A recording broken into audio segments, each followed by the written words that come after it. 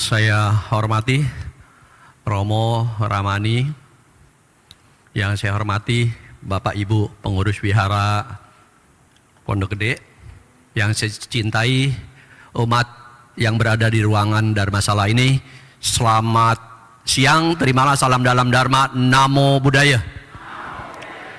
Ya, sangat berbahagia sekali bahwa pada siang hari ini saya dapat ketemu dengan ibu bapak, mungkin sudah hampir setahun nih, kalau seingat saya udah lama aja.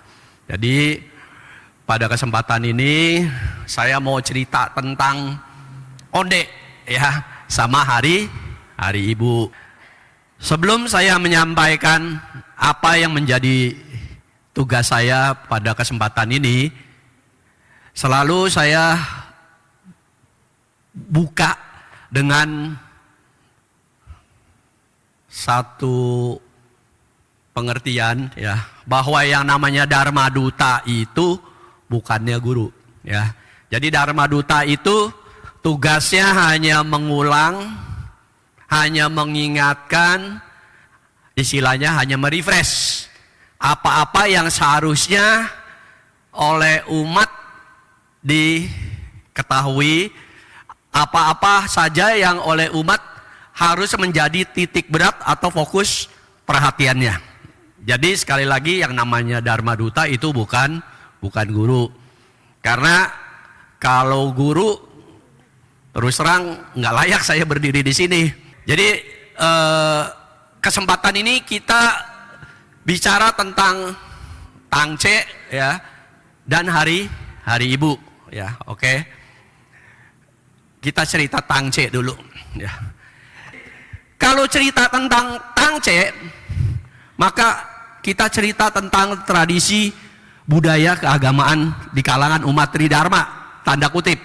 Jadi Tridharmanya dalam pengertian bahwa umat tersebut tahu tentang ajaran agama Buddha, tahu tentang ajaran Konghucu, tentang Taois, tetapi nggak belajar secara formal gitu ya. Mungkin praktek kesehari-hariannya itu ya itulah, ada Buddhanya, ada Konghucunya, ada lucunya gitu ya. Jadi boleh dibilang tradisi keagamaan lah. Jadi tradisi budaya yang menjadi ritual keagamaan ya, karena tidak bisa dipisahkan lagi itu dalam kesehari-hariannya. Jadi seperti yang kita ketahui bahwa mayoritas pada zaman tersebut petani. Jadi ya, bagaimana kaitannya budaya itu dengan orang-orang bertani? Contoh ya, Konyen, Xinjia ya, Cengbeng, itu juga kan menyangkut masalah alam semesta dan lain sebagainya, kondisi musim, pecun dan sebagainya. Jadi bicara Tangce juga kurang lebih seperti itu, bicara tentang tradisi yang berhubungan dengan musim sebenarnya. Ya, kita tahu di dataran Tiongkok itu sebagian besar musimnya adalah empat musim. Musim semi, musim panas, musim gugur, dan musim dingin. Nah, oleh karena alamnya seperti itu, maka penanggalan ya, kalender yang berlaku di sana pada zaman Nabi Konghucu ada, pada zaman Nabi Luochu ada, itu semua berdasarkan kepada musim ya. Memang kalau kalender biasanya musim, tetapi perhitungan musimnya waktu saat-saat awal di sana adalah berdasarkan peredaran matahari. Sebenarnya bukan peredaran matahari. Kalau yang kita tahu waktu sekolah dulu gitu ya, saya kembali merefresh aja nih sebentar sebelum itu ya. Iya, kita kelebihan. Kalau kita sekolah dulu kan yang berputar itu sebenarnya bukan matahari. Bumi dan bulan selaku satelit yang berputar mengelilingi matahari. Jadi planet-planet yang lain ini itu memutari matahari. Kita tahu ada 9 planet termasuk bumi yang mengitari matahari. Tetapi di dalam ulasannya sering disebut beredarnya matahari. Ya, kalau ilmu yang kita pelajari dulu seperti itu, ilmu pengetahuan seperti itu. Jadi bumi bersama bulan mengelilingi matahari. Kita tahu ada 9 itu kan, 9 planet. Merkurius, Venus, bumi dan sebagainya. Keputus-putus ya. Oke, jadi bahasa yang benernya begitu kalau menurut ilmu pengetahuan alam. Jadi sekedar merefresh nih Bu ya. Kan dulu waktu sekolah ada dapat kan ya pelajaran pengetahuan alam seperti itu. Oke. Nah, oleh karena itu di sana ada berlaku kalender yang berdasarkan peredaran matahari.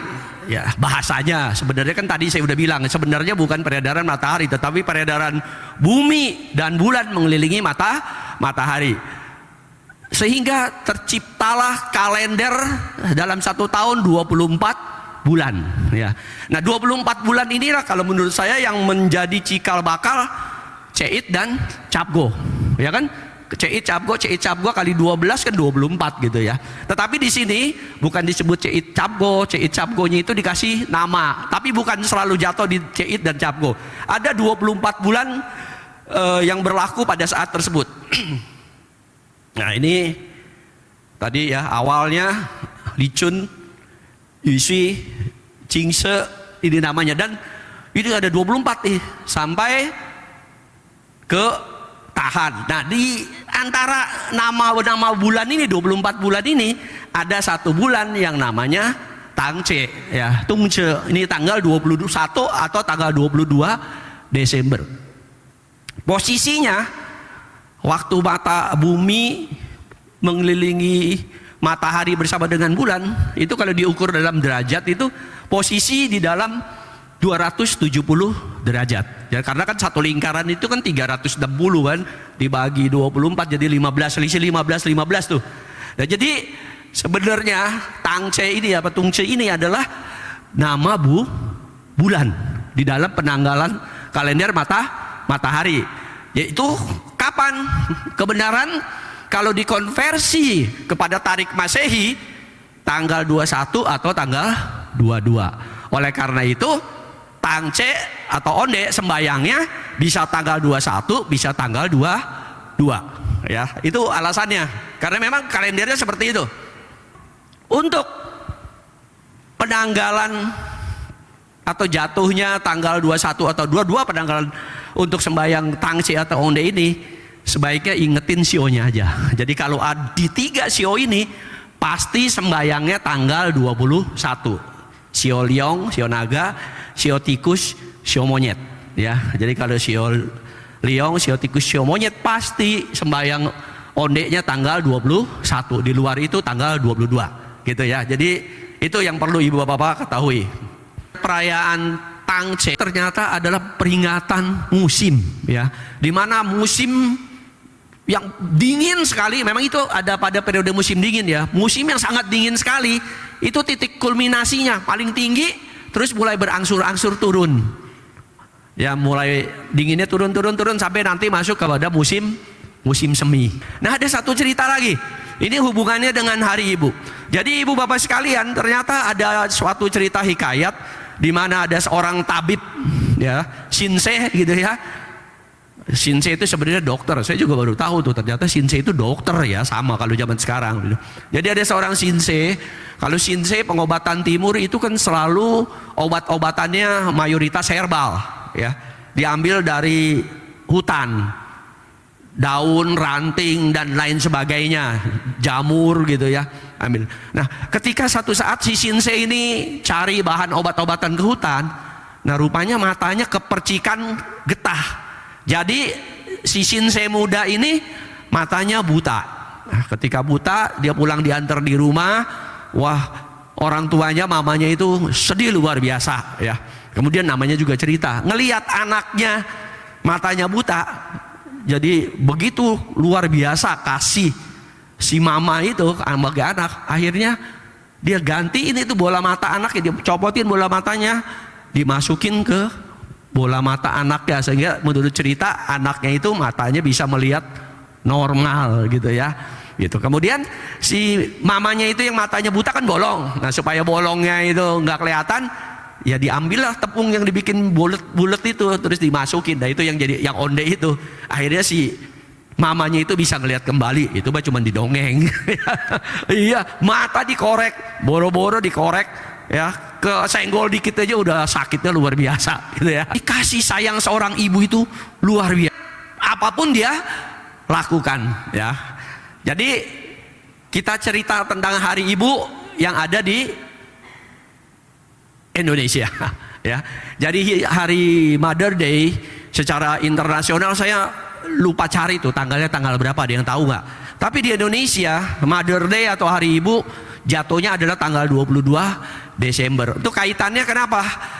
Itu waktu sebelum zaman kemerdekaan, tanggal 22 Desember sampai tanggal 25 tahun 1928, para ibu-ibu itu punya aktivitas di kegiatan sosial dan sebagainya, seperti yang sekarang kan ada Wagabutri lah gitu, kurang lebih kumpul tuh ngadain kongres. Nah di kongres itu hari pertamanya dianggap sebagai hari ibu, karena di mana pada hari itu ibu-ibu luar biasa dia ya, ibu-ibu luar biasa pada kumpul ya, pada kumpul di sana gitu, pada kumpul. Kemudian waktu zamannya Presiden RI yang pertama sekitar tahun 51 atau berapa, 59 ya, tahun 59 itu hari 22 Desember itu ditetapkan sebagai hari ibu sampai sekarang. Jadi hari ibu di Indonesia tanggal 22 Desember.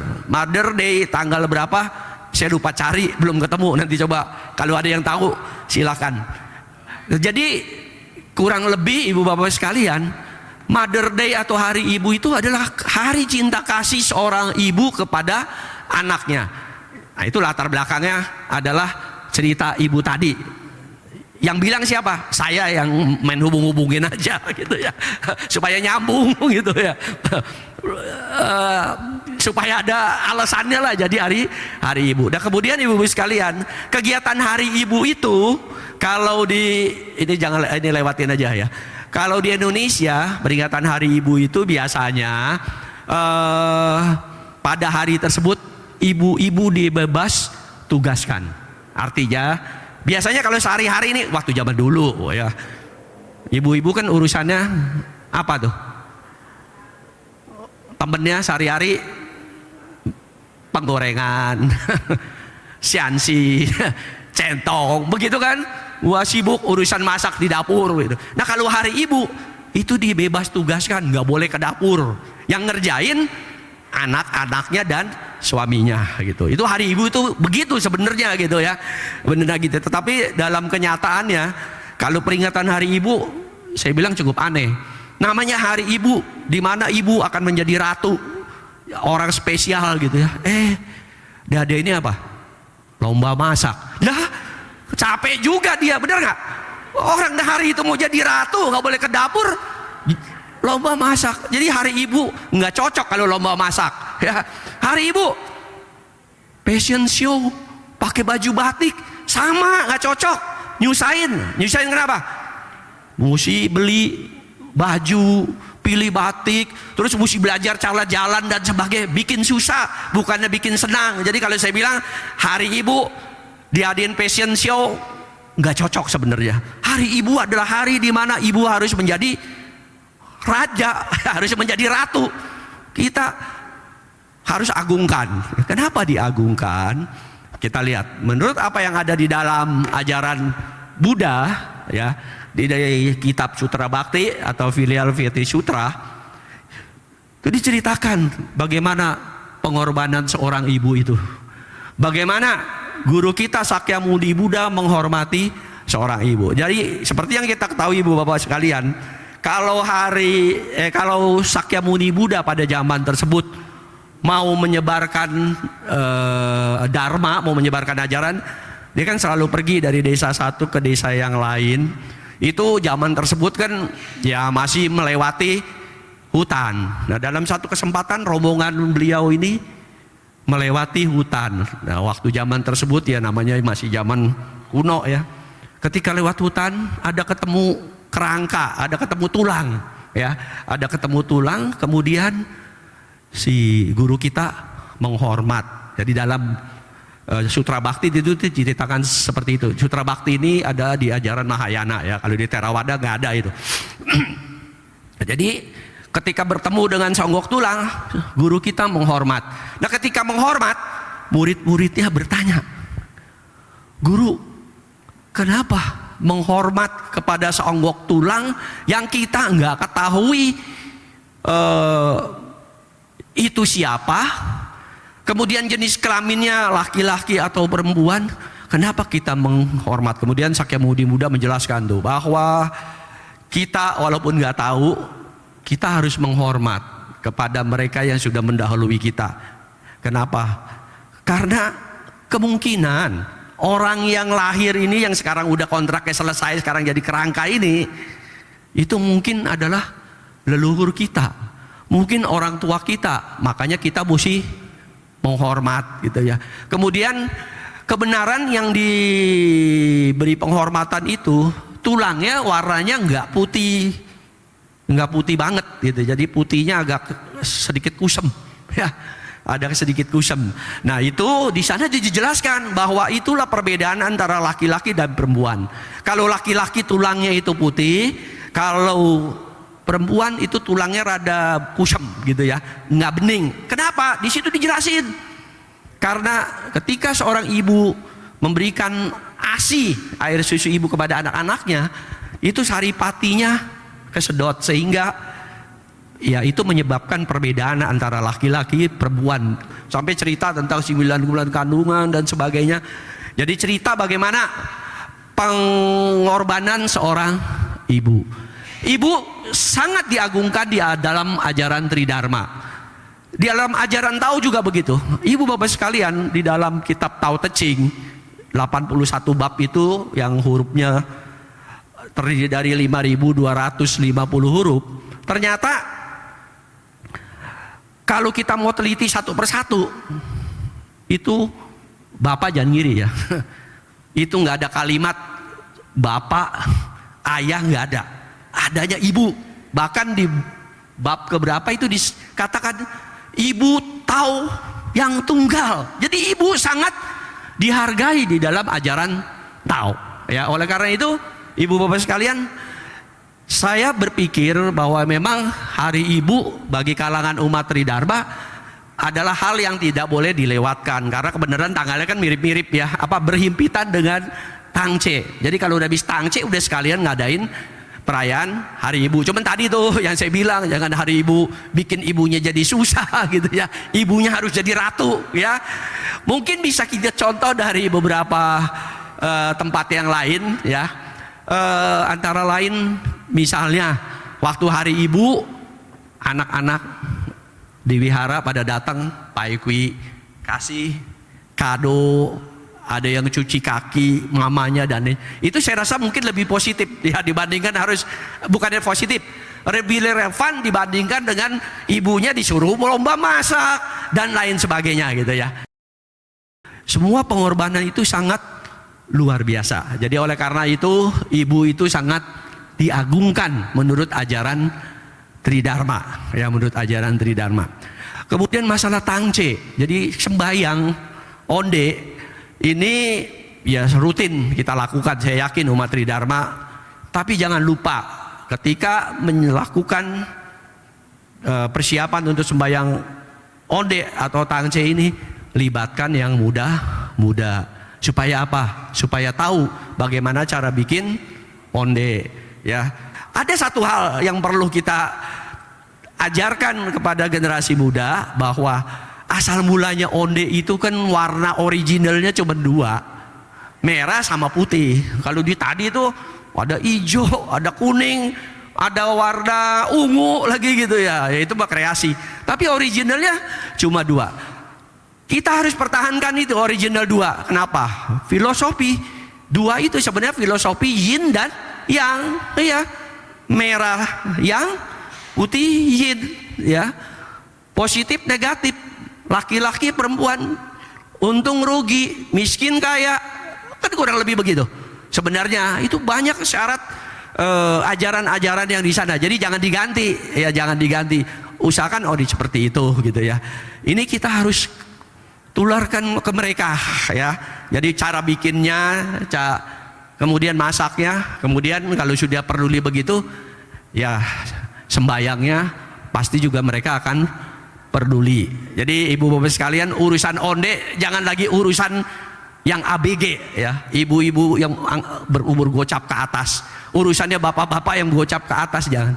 Yang muda juga kita harus libatkan. Karena Tangce yang tadi saya tarik-tarik, anggaplah ada cerita pengorbanan seorang ibu jadi hari ibu di Indonesia gitu. Ya relevan gak relevan ditarik-tarik aja biar sama gitu. Selayaknya selaku umat Tridharma kita pertahankan itu. Jadi tradisi budaya keagamaan ini adalah sesuatu yang merupakan pernak-pernik dan hal yang sangat positif. Kita ingat di dalam ajaran Sakyamuni Buddha bahwa kalau ada tradisi yang kurang baik kita harus singkirkan. Tradisi yang baik harus dipertahankan. Coba ibu bapak yang hobi baca, cari di Kalabasutra ya, itu ada dialog tuh antara Sakyamuni Buddha dengan kepala suku Kalama. Di sana dikatakan itu, yang baik dipertahankan, yang kurang baik disingkirkan. Jadi tradisi-tradisi yang sudah positif, yang menjadi tradisi budaya keagamaan di Tridharma, itu kita harus pertahankan. Jangan sampai namanya Tridharma, aduh mau bikin onde susah, pinggirin ya. Bikin bacang susah, pinggirin. Lama-lama tradisi budaya hilang gitu ya. Jadi selama yang positif kita harus tetap pertahankan. Saya pikir itu aja yang dapat saya sampaikan pada kesempatan ini. Jadi sekali lagi saya bukan yang ngajarin, cuman sekedar merefresh, mengingatkan kembali ibu-ibu, bapak-bapak, saudara-saudara sekalian yang ada di ruangan ini, bagaimana kita umat Tridharma terhadap persembayangan Tangce ini. Ada cerita-ceritanya itu tadi banyak versi, tapi garis besarnya Tangce itu ya kalau kita orang peranakan ya udahlah yang bulat ya, jangan ikut-ikutan yang di utara bikin pangsit. Pangsit udah sering dimakan kan setiap hari sama bakmi ya. Kita yang Tangce yang bulat lah yang kita tetap pertahankan. Akhirnya saya tutup dengan doa. Yakinlah Tien Tuhan Yang Maha Esa dan Trinabi Guru yang Agung melindungi dan memberkahi kita semua.